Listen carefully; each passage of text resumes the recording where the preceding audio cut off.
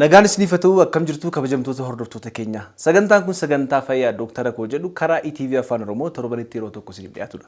Sagantaa keenya keessattis dhimmoota fayyaa garaa garaa irratti fayyaa daa'immanii, fayyaa dubartoota ulfaa, fayyaa waliigalaa akkasumas immoo odeeffannoowwan dhimmoota fayyaa garaa garaatiin wal qabatan qabannee kan waliin haasofnu kan waliin mari'annu ta'a jechuudha.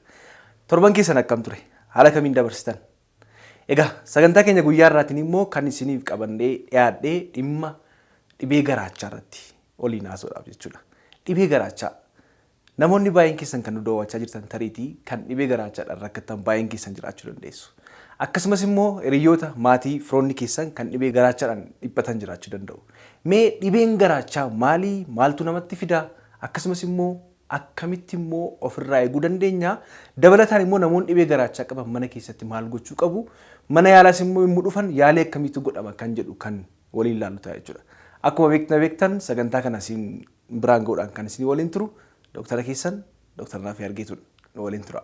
Keenya dhimmoota dhibee garaachaatiin wal qabatan ilaallee kan wajjin haasofnu ta'a jechuudha. Namoonni baay'een garaachaan qabaa jedha.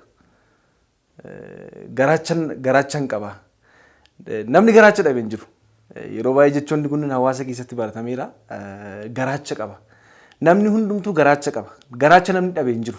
Akkuma beeknu garaacha kan jennu yookiin immoo garaachi maalidha? Garaachi yookiin immoo stomach kan jennu akkuma argaa jirtanii kutaa qaama keenyaa keessaatii kanneen sirna bullaa'insaa fi daakinsa nyaataa keessatti qooda fudhatan keessaa isa tokkoo fi isa hangafaadha. Garaachi keenya jechuudha. Kanaaf namni tokko garaachan qaba yeroo jedhu namni garaacha dhabe jira jechuudha. Kana jechuun dogoggora guddaa akka ta'e asumas itti barbaada. Namni hundumtuu garaacha qaba. Garuu dhibeewwan garaacha miidhan hedduun isaanii jiru. Dhibee garaachaa yeroo jennu dhibeemti garaachaa mataan isaayyuu hedduudha.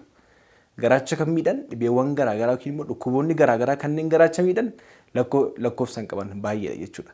Kana keessa har'a kan laallu dhibee garaachaa keessaatii kulkula garaachaa yookiin immoo gastritis yookiin immoo maal jennaa madaa'uu garaachaa wal bira qabnee ilaalla. Dabalataanis immoo baay'inaan madduu asiidii garaachaa kan jedhu waliin kaafnee ilaalla jechuudha asirratti.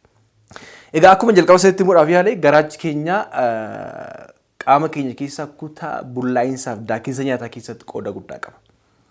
Nyaanni nuti nyaannu akkuma beeku namni tokko jiraachuudhaaf fi wantoonni beezik ta'an yookiin immoo wantoonni barbaachisoo jedhaman keessaa tokko nyaata. Maaliif qaama keenyaaf kan barbaachisan, sammuu keenyaaf kan barbaachisu, onnee keenyaaf, kalee keenyaaf akkasumas immoo qaamolee caasaa qaama keenya hundumaatiif hojii isaa hojjechuudhaaf inerjii yookiin immoo anniisaa barbaada. Anniisaa yookiin immoo inerjii kan jennu jira. Anniisaa yookiin immoo inerjii kana immoo kan argatu nyaata keessaati jechuudha. Sadarkaa garaa garaa keessa darbuudhaan. Takkuma nyaanni gad darbu kun piroosesii hedduu keessa darbee wantoota hedduu keessa darbee gara maalitti dhufa jechuudha. Dhumarratti inerjii yookiin immoo anniisaa qaamni keenya barbaadu sana kennaaf jechuudha. Kanaaf namni tokko yommuu nyaata nyaatu maaltu ta'a?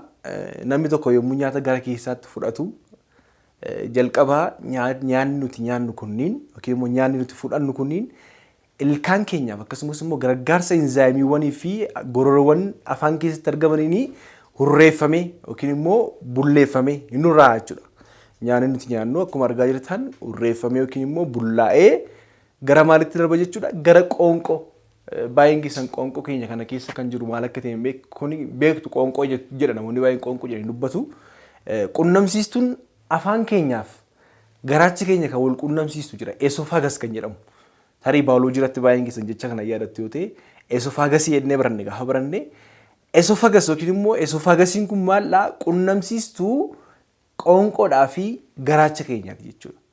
Maaliif waa'ee kanaa kaasee dhumarratti rakkoowwan yeroo baay'ee rakkoo qunnamsiistuu afaaniif garaacha yookiin esophagasii fi garaacha gidduu rakkoon yoo uumame dhibee garaachaa wajjin wal fakkaachuu danda'a waan ta'eef kanaaf hin kaase. Akkuma argitanii nyaanni nuti nyaannu maal ta'a jedha jechuudha. Afaan keessaatii qoonqoo kana keessa darbee yookiin immoo esophagus kan jennu kana keessa darbeetu gara eessaa deema jechuudha? Gara garaacha keenya keessa jechuudha. Garaacha keenya keessa deemee garaacha keenya keessatti maal ta'a? Garaacha keenya keessa inzaayimoonni garaa garaa jiru. Dabalataan baay'een keessan akkuma beektanii hydrochloric acid kan jedhamu asiidiin garaacha keessaatiin madda jechuudha. Kanaaf inzaayimoonni garaa garaa fi asiidiin garaacha keessaa maddu nyaatawwan hurreeffamanii yookiin immoo bulleeffamanii afaan keessaa yookiin immoo qoonqoo keessaa gara garaachaatti darban kana maal godha jechuudha? Daayijest akka isaan ta'an yookiin immoo akka isaan bullaa'an yookiin akka isaan moor bal'inaan hurreeffaman godha jechuudha. Akkuma ragaa jirtan garaacha kana keessatti asiidiin irratti namma asiidiin irratti gannamee booda erga bullaanii booda gara maalitti dabarse jechuudha? Gara marrummaan qallaatti darba jechuudha. Marrummaan qallaatti darba. Isa booda marrummaan qallaa keessaatii xuuxamanii gara dhiigaatti dabalamoo gara tiruu deemu haala kanaatiin jechuudha. Gara caasaa qaama keenya kutaa garaa garaatti kan isaan darban. So garaachi keenya akka maalitti gargaara jechuudha? Akka bulleessituu yookiin nyaata hurreessuu fi dabalataan immoo yeroodhaaf nyaatawwan nyaannu kan akka isaan istoor ta'an yookiin immoo akka isaan kuufaman godha jechuudha. Nyaanni nuti nyaannu kun maal ta'a jechuudha? Garaacha keenya keessaa akka inni kuufamee akka inni turu godha jechuudha. Nyaanni kun garaacha keessa yommuu inni kuufamee turutti amma isaan reedii ta'utti suuta waan ta'eef takkaan miti kan gad darbu. Suuta gara marrummaan qallaatti gad darbaa deema. Achi keessaa wantoonni barbaachisan nutriintiiwwan barbaachisan qaama keenyaaf caasaa qaama keenyaatiif barbaachisan marrummaan qallaa keessaa xuxamanii gara keessaatti yookiin immoo gara tiruu deemuu jechuudha yookiin gara caasaa qaama keenyaa deemuu jechuudha. So nyaanni nuti nyaannu kuni nyaanni nuti nyaanne afaan keessatti darbee esofaagasii keessa darbee garaacha keessatti erga kuufamee booddee yookiin erga bullaa'ee booda gara marrummaan qallaatti darbaa jechuudha. Garaachi keenya eessatti argama? Namni baay'een garaacha keenya jennaan gidduma isaa kan qabatu jira. Gidduu garaasaa kan qabatu jira. Garaachi keenya eessatti argama? Garaachi keenya akkuma beekamu kan argamu akkuma argaa jirtanii kutaa qaama keenyati gara oliitti yookiin immoo handhuuraa oliitti kan argamu jechuudha. Ispeeshaalii akkuma suuraa irraa argaa jirtanitti garaachi keenya caasaan argamu handhuuraa olitti naannoo qara laphee gaditti argama jechuudha. Kanaaf garaachi keenya bakki inni itti argamu beekuuni mallattoo garaachaa beekuu keessatti illee gahee guddaa taphata jechuudha. Kanaaf garaachi keenya handhuura keenya olitti akkasumas immoo qara laphee keenya gaditti kan argamu jechuudha. Kanaaf bakka itti argama garaachi keenya beekuuni dhukkubbiin sun eessa akka dhukkubu beekuudhaaf nu gargaara jechuudha. Maaliif namoonni baay'een garaacha jennaan garaama guutuu jedhanii yaadu waan ta'eef jechuudha. So kanaaf garaachi keenya akkuma beeknu garaachi keenya keessa isaa wanti haphii yookiin mukosaa kan jennu aguugee argama. Garaachi keenya aguugii yookiin immoo leerii qaba caasaa qaba jechuudha garaachi keenya. Garaacha kana keenya wantoonni irraan aguuganii argaman jiru. Dabalataan immoo maashaawwan kottoonfachuu danda'an garaacha keessaati. Fakkeenyaaf nyaati nuti nyaanne erga bullaa'ee erga hurreeffamee booda gara marrummaan qallaatti gad darbuudhaa fi kottoonfachuu qaba waan ta'eef jechuudha. Erga maashaawwan kottoonfachiisuu danda'an yookiin immoo smooth muscle kan jennu yookiin immoo maashaawwan garaacha keenya kottoonfachiisuu danda'an akkasumas immoo gara bakkeedhaan aguugamee kan jiru kan aguugee jiru jira. Dabalataan immoo maashaawwan kana gidduudhaa fi akkasumas mukoosaa kana gidduu iddoonni dhiigaa fi akkasumas immoo narvoonni argamu. Dabalataan immoo achi jalatti maaltu argamu jechuudha? Kanneen wantoonni qaama keenya irraatii farra alagaa loluu danda'an illee achi jalatti argamu jechuudha. Akkuma jalqaba isinitti waa'ee kanaa kaasuun maaliif barbaachise?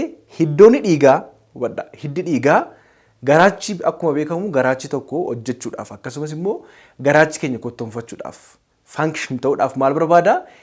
Dhiiga barbaada. Dhiiga immoo kan argatu karaa hidda dhiigaatiin. Dabalataan immoo maashaawwan jiran sun kottoonfachuudhaaf maal barbaada jechuudha? Narvii barbaada jechuudha. Narviidhaa fi hiddoonni dhiigaa kunillee garaacha jalatti argamu jechuudha.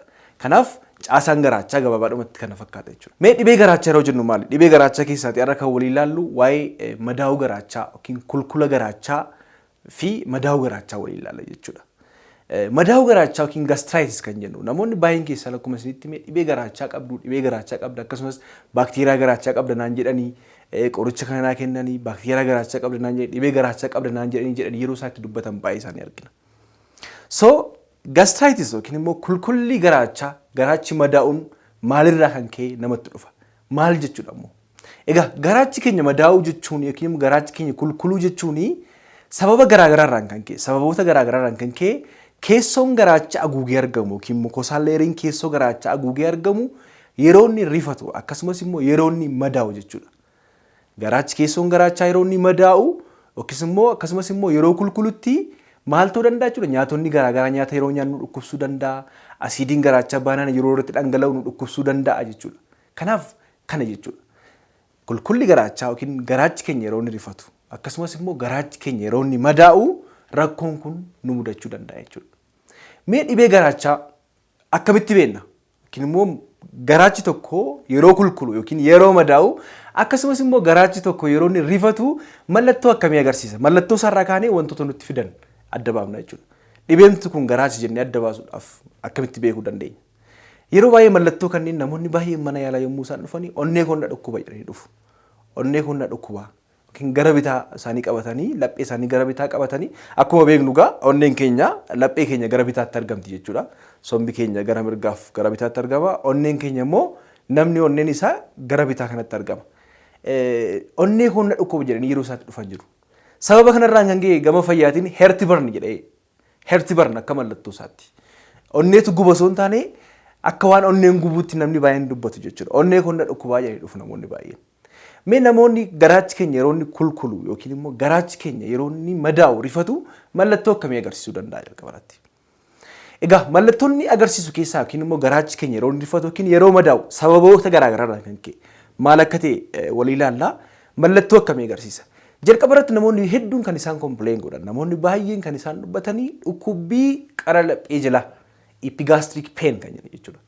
Qara laphee jechuun lapheen keenya kanadha. Qara laphee kana jalaati dhukkubbiin bifa akka nama gubu gubaatii ta'uu danda'a. Akka waan nama gubu yookiin immoo akka waan dhukkubuu keessaa nama dhiibuutti. Fakkeenyaaf akka waan keessaa nama dhiibuu fi laphee jalaati akka nama gubuutti namatti dhaga'amuu danda'a. Epigastric pain kan jedhu jechuudha. Maaliif akkuma isinitti himee bakka inni itti argamu garaachi keenya kan inni argamu qara laphee keenya gara gadii fi handhuura keenya olitti argama jedhee isinitti beera. Kanaaf maal ta'a jechuudha? Dhukkubbiin kunniin yeroo baay'ee namoonni baay'ee dhukkubsatu yookiin immoo dhukkubbiin kunniin gubuu danda'a. Keessaa nama dhiibuu danda'a. Miiri namatti hin tolle wayii diskomfortiin baay'ee ispeeshaalii erga nyaata nyaatanii booda fa'a. Baay'ee isaan keessaa akka nama isaan dhiibuutti isaanitti dhaga'amuu danda'a jechuudha. Kun mallattoo isaati jechuudha. Mallattoo dhukkubbii kan namoonni kallattii garaagaraatiin kan isaan dubbatan jechuudha. Keessattuu namoonni madaa qaban, madaa'uu garaacha qaban baay'ee isaan gubaa, baay'ee isaan dhukkubaa, baay'ee isaan guba jechuudha. Isaan dhukkubuu, isaan gubuu danda'a jechuudha. Kanaaf mallattoo isaa keessaa tokko kana jechuudha. Epigastric pain kan jedhu yookiin immoo dhukkubbiin kunneen. Yeroo baay'ee kan biraan maali? Nyaanni nuti nyaanne nurraa daakamuu yookiin immoo bullaa'uu yookiin immoo nurraa dalaguu.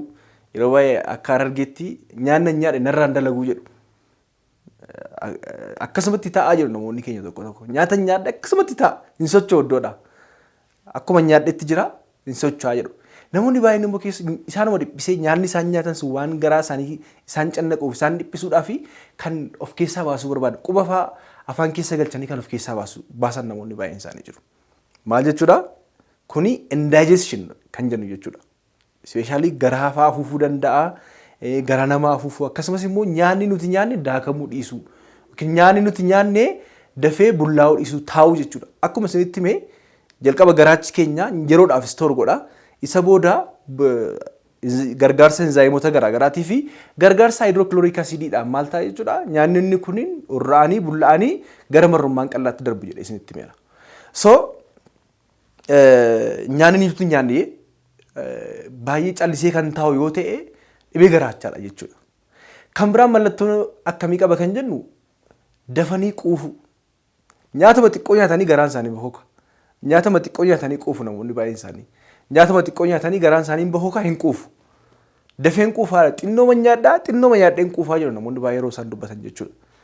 Kunis early satiety yookiin immoo dafanii quufuun kunis immoo mallattoo dhibee garaachaa keessaati isa tokko jechuudha.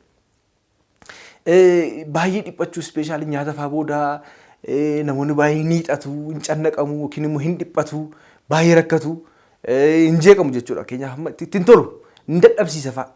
Nyaata fa'aa nyaatanii xiqqoo gaafa deeman hin dadhabu fa'a. Mallattoon kunis namoonni dubbatan jiru.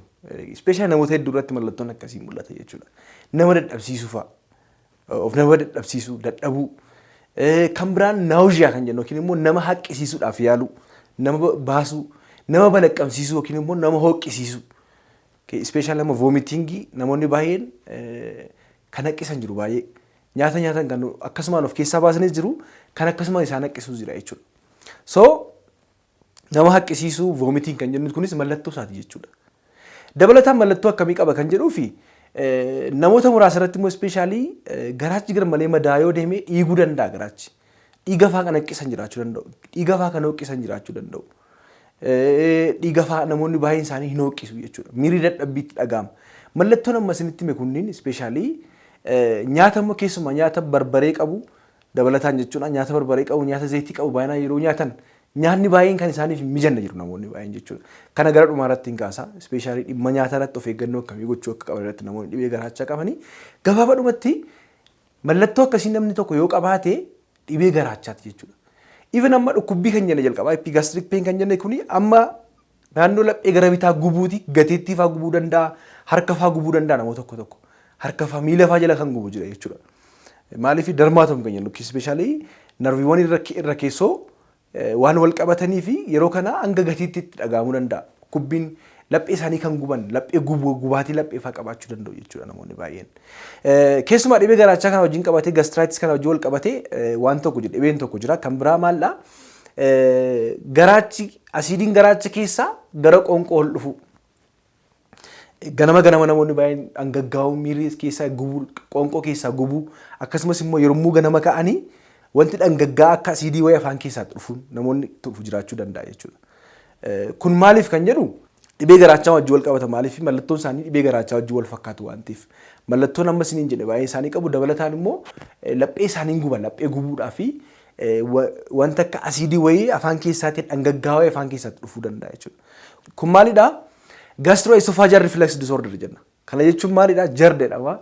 Jardi jechuun giddibii jechuu miti gastroesophageal reflux disorder kan jennu jira. Maal jechuudha? Akkuma jalqaba isinitti himee garaachi keenya asiidii hydrochloric acid jedhamu maddisiisa. Garaachi keenya akkuma argaa jirtan. Qoonqoon keenya yookiin esofaagasiidhaa fi garaachi keenya bakka itti wal quunnamanitti kan isaaniin hudhee qabu jira. Maaliif nyaatni garaacha keessatti hurraa'ee fi dabalataan immoo asiidiin garaacha keessa jiru akka inni ol hin dhufnee fi kan hudhee qabu jira jechuudha. Kan hudhee qabu. Sphincter kan jennu. Kana jechuun akka maashaa xiqqooyti akka inni cufamu godha jechuudha. Nyaati yeroo nyaannu yeroo qoonqoo keessaa gad darbu garaacha keessa akka bu'u godha. Wanti garaacha keessa jiru immoo akka inni ol hin dhufne kan godhu sphincter kan jennu jechuudha kun. Yeroo takka sababii garaagaraa irraa kan ka'e sphincter kan jennu kun yookiin immoo huutuun kun yeroo inni laafu maal ta'uu danda'a jechuudha? Asiidiin garaacha keessa jiru gara qoonqootti ol dhufuu danda'a. Yeroo kana keessi qoonqoo keenyaa yookiin immoo esophagus kan jennu kun madaa'uu danda'a. Dhukkubbiin namatti dhaga'amuu danda'a jechuudha. Isinii galeera? Akkuma argaa jirtan viidiyoo irraati. Garaacha keessa asiidiin jiru yeroo inni ol deebi'u qoonqoo kana dhukkubuu danda'a. Qoonqoo nama gubuu danda'a. Laphee nama gubuu danda'a. Dhukkubbii miira namatti hin toletti dhaga'amuu danda'a. Ispeeshaalii ganama fa'aa hin tufu namoonni baay'een dhangaggaa wanti dhangaggaa akka asiidii jechuudha. Kun gastroesophageal reflux disorder kan jennu jechuudha. Kanaaf kunis mallattoon kunis garaacha wajjin wal fakkaata jechuudha. So mallattoo isaa erga dubbannee booda mee dhibee garaachaa yookiin gastritis yookiin madaa'uu garaachaa yookiin kulkula garaachaa maaltu namatti fida? Maaltu namatti fiduu danda'a? Egaa baay'een keessan beektu yeroo namoonni baay'ee dhibee garaachaa qabanii mana yaala deemtanii dhibee garaachaadhaa fi qorannoo gochuu qabdu isiniin jedhu. Qorannoo godhamu keessaa tokko baakteeriyaa garaachaati. Baakteeriyaan garaachaa maali? Maal fakkaata?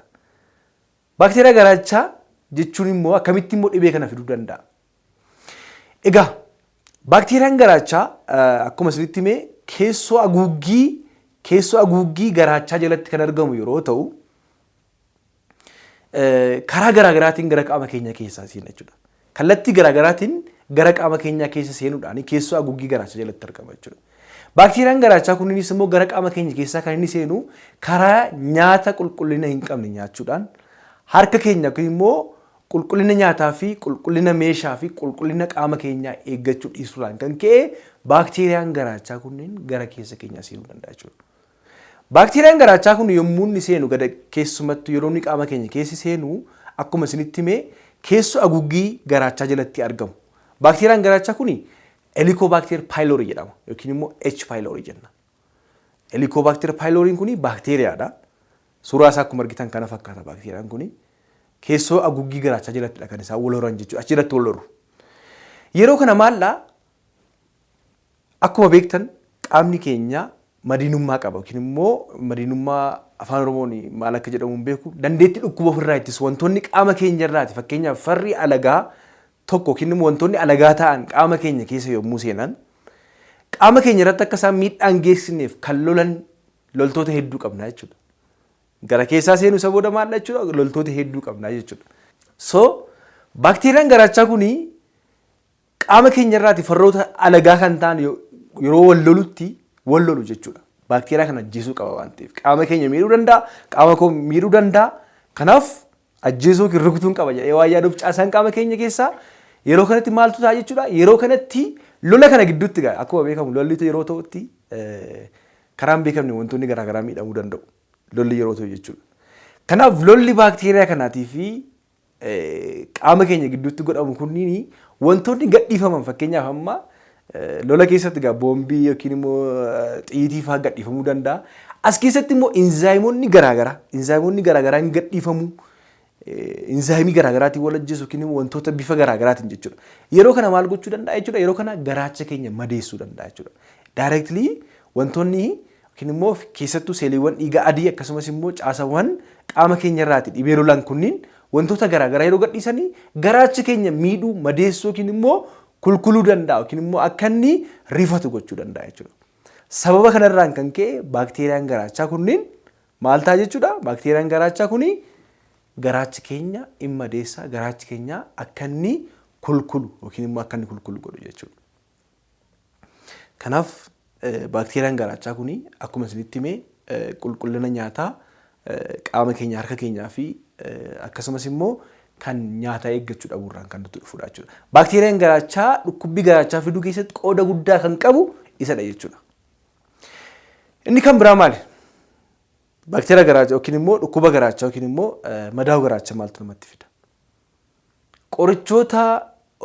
Qorichoota dhukkubbiidhaaf kennaman keessattuu non-steroidal anti-inflammatory drugs kan jennu. Namni keenya yeroo baay'ee wanti bare tokko jira. Yeroo dhukkube yeroo hundumaa deelii waa xiqqoo dhukkubnaan qoricha fudhata callisee ajaja ogeessa fayyaa malee jechuudha. Keessattuu qorichoonni dhukkubbiidhaaf kennaman baay'een keessan beektu ibuprofen jedhu, daayiklofenak jedhu, qorichoonni kan bara aspiriinii fa'aa ta'uu danda'a. Qorichoonni kunniin dhukkubbiidhaaf kennamu. Garuu maallaa yeroo dheeraadhaaf yeroo fudhatamaa deemanii garaachi keenya madeessuu danda'u, garaachi keenya miidhu jechuudha.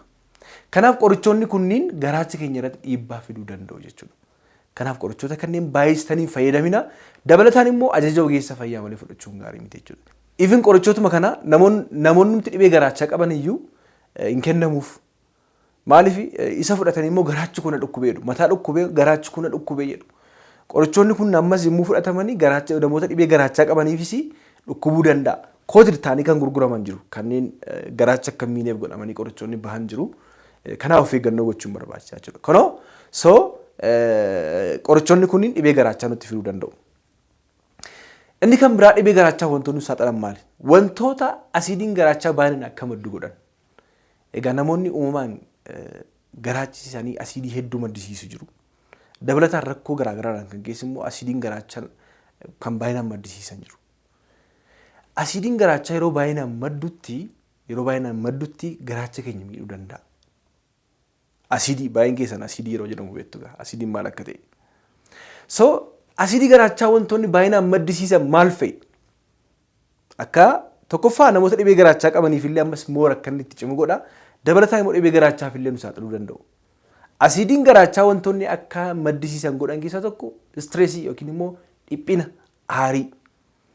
Yeroo baay'ee inaariin garaacha keessatti ka'a. Inaariin garaachaa dhibee garaachaa sitti taa'u namoonni baay'een. Yeroo namni tokko aarutti, yeroo namni tokko baay'ee dhiphatutti yookiin baay'ee gaddu baay'ee dhiphatu asiidiin garaachaa kun ni gadhiifama jechuudha. Tokkoffaa namoonni dhibee garaachaa qaban yeroo isaan haaranii bargar malee haaran itti ka'a. Argitanitti yoo ta'e baay'een keessan tariis immoo sin mudateera ta'uu danda'a. Yeroo aartan, yeroo dhiphattan garaachi keessan sin dhukkubu namoonni dhibee garaachaa qabdan. Kun maaliifidha? Namoota dhibee garaachaa qaban yookiin immoo namoota garaachi isaanii madaa'ee fi asiidiin garaacha kanarratti yeroo gadi namu yookiin gadhiifamu madaarratti wadha. Madaarratti asiidii yeroo namu maal ta'a? Ittuu caala ittuu gubuu danda'a jechuudha. Kanaaf dhiphina garmalee ta'uu danda'a. Tamboo haarsuu. Tamboon haarsullee asiidii garaacha akka baay'inaan maddii gochuu danda'a. Dhiphachuu, hirriba dhabuu, hirriba gahaara fudhisuu.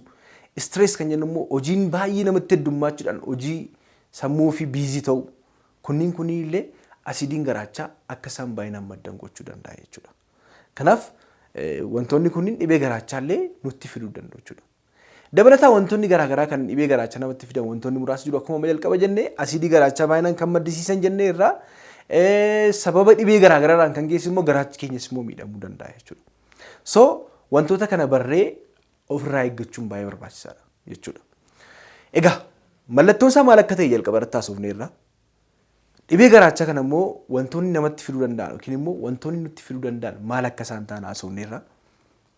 Mee dhibeen garaachaa yoo yaalamuu dhiise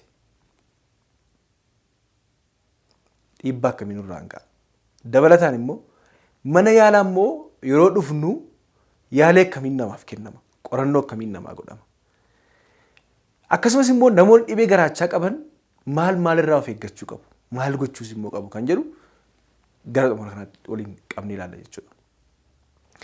Egaa dhibeen garaachaa kun akkuma isinitti himee yaalamuudha yoo baate yookiin immoo yoo of eeggannaan godhamuudha baate yoo nurra ture maal gochuu danda'a? Tokkoffaa garaachi keenya garmalee akka inni madaa'u gochuu danda'a. Garaachi madaa'uu danda'a. Garaachi yeroo madaa'aa deemu maal ta'a jechuudha? Alsariin yeroo uumamaa deemutti maal ta'a? Haguuggii akkuma jalqaba isinitti himuudhaaf yaale haguuggii garaacha keenyaa jalatti kan argamu hiddoonni dhiigaa jiru. Hiddoonni dhiigaa kunniin dhohanii jennaan citanii jennaan maal ta'a? Dhiiguu danda'a. Namoonni baay'een kan dhiiga haqqisan jiru. Yeroo isaan haqqisiisu yookiin immoo yeroo balaqqaman yeroo haqqisanitti dhiiga haqqisuu danda'u jechuudha. Kanaaf ispeeshaalii upper GI bleeding kan jennu yookiin immoo upper gastrointestinal tract bleeding kan jennu kana nutti fiduu danda'a jechuudha.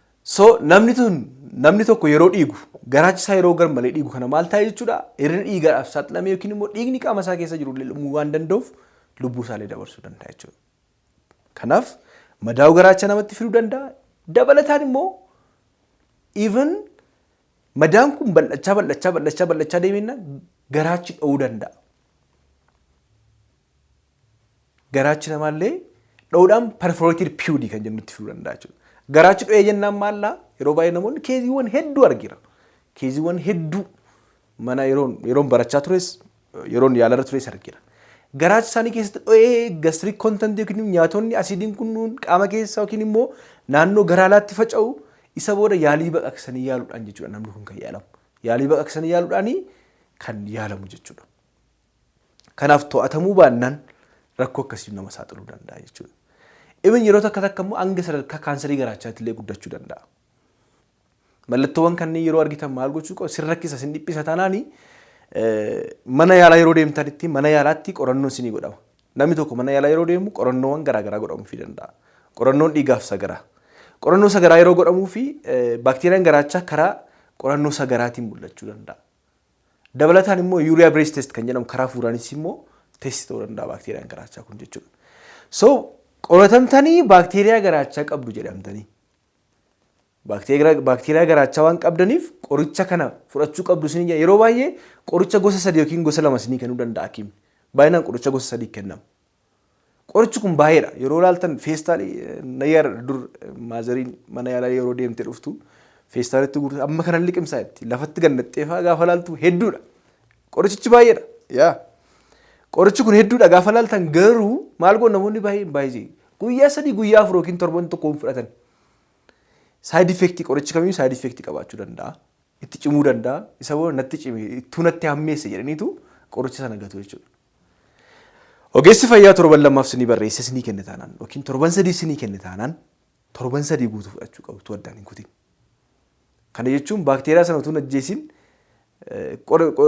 utuu najjeesiin utuu balleessinii gaggabsitanii biraa deebi'uu jechuudha.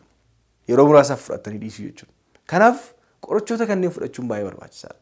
H. pylori eradication therapy kan jedhu yookiin immoo baakteeriyaa garaachaa balleessuudhaaf qorichoonni kennaman kunniin seeraan fudhachuun baay'ee barbaachisaadha. Egaa qorannoowwan kunniin sinii godhamee qorichi kun sinii kennamuu danda'a jechuudha.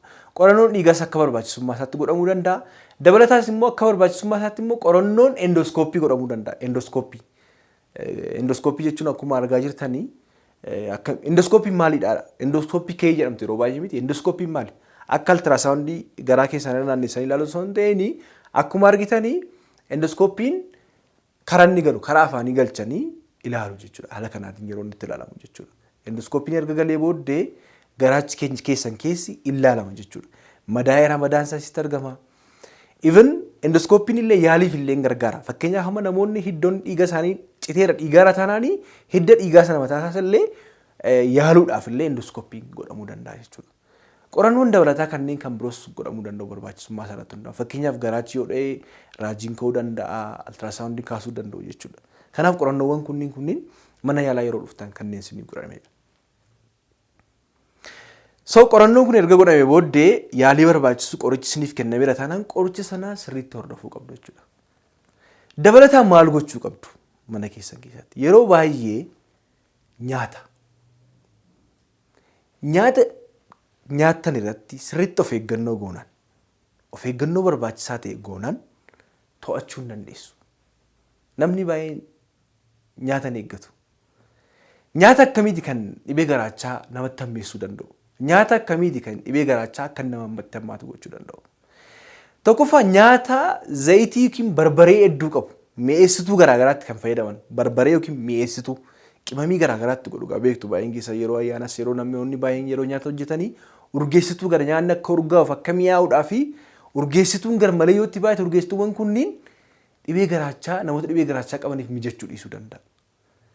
Nyaata cooma dhadhaan itti baay'ate yookiin zayitiin itti heddummaates yeroo nyaatamutti barbareen nyaata itti heddummaate yeroo nyaatamutti garaacha dhukkubsuu danda'a jechuudha. Nyaatawwan asiidii baay'inaan of keessaa qaban wantoota asiidii baay'inaan of keessaa qabanii burtukaana yeroo baay'ee nyaachuu, loomii yeroo baay'ee nyaachuun kunis garaachaaf gaarii miti jechuudha. Kanaaf gara caalu immoo nyaata akkamii yeroo nyaattan garaachi keessan isin dhukkuba adda baasuudha. Salphaadha.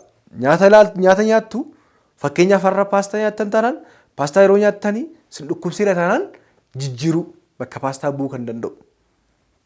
Akkasumas immoo nyaata biraa nyaattanii nyaata keessa adda baasaa. Nyaanni kun naaf hin ta'a, nyaanni kun naaf hin ta'u jettanii. Bakkee deemtanii yeroo nyaattanis ta'e mana keessanittis yeroo hojjetattanii adda baastanii beekuun baay'ee barbaachisaadha. Kanaaf nyaata irratti of eeggannoo guddaa gochuun baay'ee barbaachisaadha. Yeroo baay'ee isin dhukkubu immoo keessattuu itittuuwwan fireesh ta'an fayyadamuun baay'ee gaariidha. Hin gorfama. Nyaata immoo baay'ee of eeggachuu. Nyaata wal qabatee kan biraan sa'aatii nyaataa dhaabbataaf sagantaa ta'e qabaachuu. Fakkeenyaaf namoonni baay'een yeroo tokko laaqana nyaatu, yeroo tokko laaqana nyaatan. Fakkeenyaaf laaqana irra sa'aatii 6 yoo nyaadhe bor sa'aatii 10tti nyaadha. Kan nyaatan jiru. Kana jechuun maaldhaa? Keessattuu garaachi isaanii namoonni madaa'e yookiin namoonni garaachi isaanii kulkulee garaachi isaanii nyaata yeroo dhabutti asiidiin garaacha duwwaarratti gad nama. Yeroo kanatti dhukkubuu danda'a, gubuu danda'a. Kanaaf nyaata keessan laaqana keessan fakkeenyaaf sa'a 6 hanga 8 nyaattu taanaan sa'a 6 hanga 8 gidduu nyaachuu yeroo hundumaa dhaabbataa gochuu. Yommuu nyaata baay'ee nyaachuu sirra akka ta'e xixiqqeessitanii yeroo 4 yeroo 5 nyaachuu dandeessu. Kanaaf yeroo nyaataa dhaabbataadhaa fi sagantaa ta'e qabaachuun barbaachisaadha. Namoonni baay'een yeroo beelaan kan itti ka'u jira. Beela hangar peen kan qaban jiru. Namoonni dhibee garaachaa qaban yookiin madaa'uu garaachaa kan qaban baay'een isaanii. Yeroo nyaataa dhaabbataa fi sagantaa ta'ee fi akkasumas immoo nyaata dhibee garaachaa kan isinitti heddummeessuu danda'u yookiin immoo isinitti hammeessuu danda'u adda baastanii beekuun baay'ee barbaachisaadha. Inni kan biraa aarii istireesii hir'isuu. Egaa dhala namaa arga amma taanetti istireesii balleessuun hin danda'amu yookiin dhiphina balleessuun hin danda'amu. Hin balleessina yoo jennes hin dandeenyu. Garuu maaneej gochuu dandeenya, hir'isuu dandeenya. Aarii, dhiphina, hirriba dhabuu, hirriba gahaa rafuu dhiisuun mataan isaa dhibee garaacha namoota qaban itti hammeessuu danda'a jechuudha. Kanaaf hirriba gahaa ta'e rafuu, hirriba sagantaa fi hirriba qulqullina qabu rafuu. Dabalataan immoo aarii yookiin immoo dhiphina sammuu hir'isuu. Namoonni tamboo aarsan tamboo aarsuu dhiisuu, alkoolii hir'isuu. Inni kan biraan keessattummaa buna namoonni buna baay'inaan dhugan garaachi isaanii hin dhukkuba. Kanaaf buna faallee to'achuun baay'ee barbaachisaadha. Wantoonni kunniin dhibee garaachaa namatti hammeessuu danda'u. Kan biraan dubartoonni yeroo baay'ee keessattuu maastikaa yeroo hedduu yookiin immoo aancaa yeroo hedduu alanfatu. Ispeeshaalii garaa duwwaatti yeroo maastikaa nyaannu yookiin maastikaa alanfannu maaltu ta'a? Maaltu uumama? Egaa nyaanni seefaaliik fees kan jennu jira, gaastriik fees kan jennu jira. Nyaanni tokko yeroo nyaata nyaannu Yeroo afaan keenya lanfatu garaachi keenya qophii ta'a reedii ta'a nyaata wayii dhufaa jira dhee. Kanaaf yeroo maastika nyaatanittis asiidiin garaachaa madduu danda'a waan ta'eef asiidiin garaachaa maddu sunis immoo garaacha keenyatti dhangala'ee garaacha keessatti dhangala'ee dhiibbaa nurraan ga'uu danda'a yookiin dhiibbaa isinirraan ga'uu danda'a. Isin dhukkubsuu danda'a. Kanaaf maastikaa baay'inaan lanfachuu dhiisuunis baay'ee barbaachisaadha. Kana gochuudhaan dhibee garaachaa yookiin immoo mallattoowwan dhibee garaachaa kan nu jeeqan kanneen nu dhiphisan to'achuu hin dandeenye jechuudha. Inni guddaan qoricha caalaa qorichoowwan kennaman caalaa of eeggannoowwan nyaataa fi haala jireenya keenyaa irratti goonu gochuun baay'ee barbaachisaadha. Keessattuu immoo mallattoowwan amma daanjarsaa hin kan jennu kanneen dhiigas naqqisiise yoo ta'e baay'ee garmalee sin dhukkuba yoo ta'e nyaata hundumaa yeroo nyaattan siniin mijatu siniin sifaa'u yoo ta'e maal gochuu qabdu?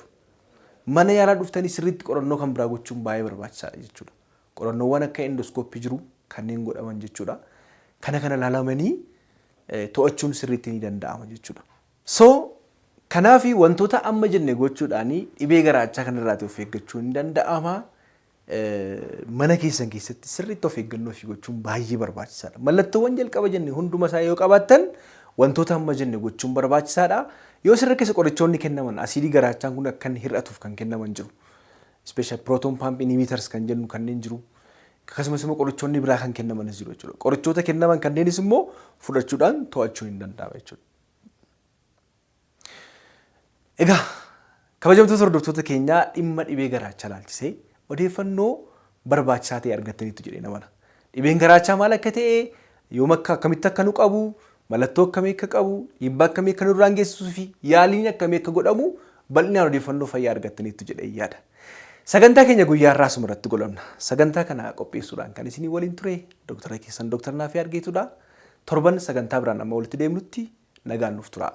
Fayyaan dhabinaa.